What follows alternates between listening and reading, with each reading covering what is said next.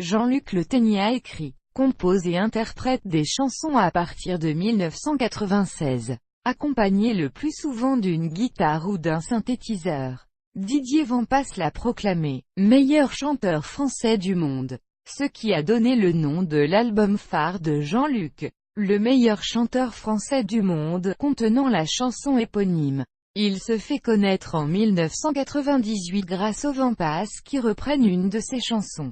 Jean-Luc Le Ténia, sur leur album Chicoutimi, cette chanson devenue plus connue que Jean-Luc lui-même. Il décide alors d'adopter le pseudonyme Le Ténia, alors qu'il utilisait avant son vrai nom.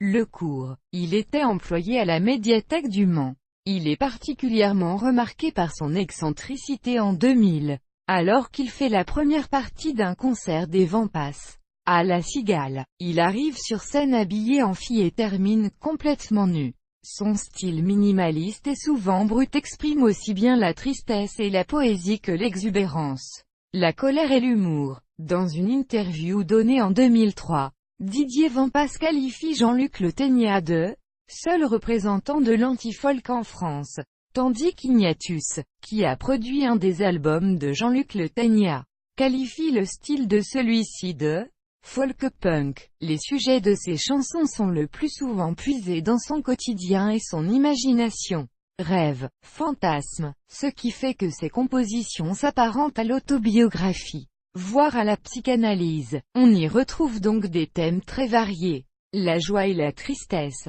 l'humour et la gravité, la générosité et l'orgueil, la mélodie et le cri, la douceur et la rage, la tendresse et la violence, le calme et l'agitation, le sérieux et l'excentricité, la timidité et l'exubérance, la sobriété et le tumulte, le romantisme et la frustration, l'espoir et le désespoir, etc. Il fait régulièrement des reprises de chansons d'artistes très divers. Daniel Johnston, Elvis Presley, les Ramones, les Beatles, ...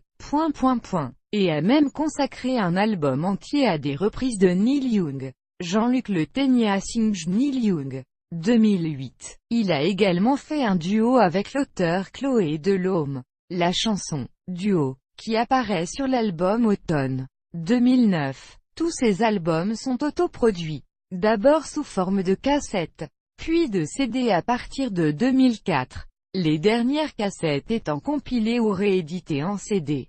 Seul l'album Le meilleur chanteur français du monde, 2002, est sorti sur un label, en l'occurrence le label Ignatube du chanteur Ignatius, ex-objet. En dehors de la musique, Jean-Luc Le Ténia dessine. Il a notamment participé à différents fanzines, dont Radis Noir, qu'il a fondé en 1992 avec le dessinateur Tony Papin.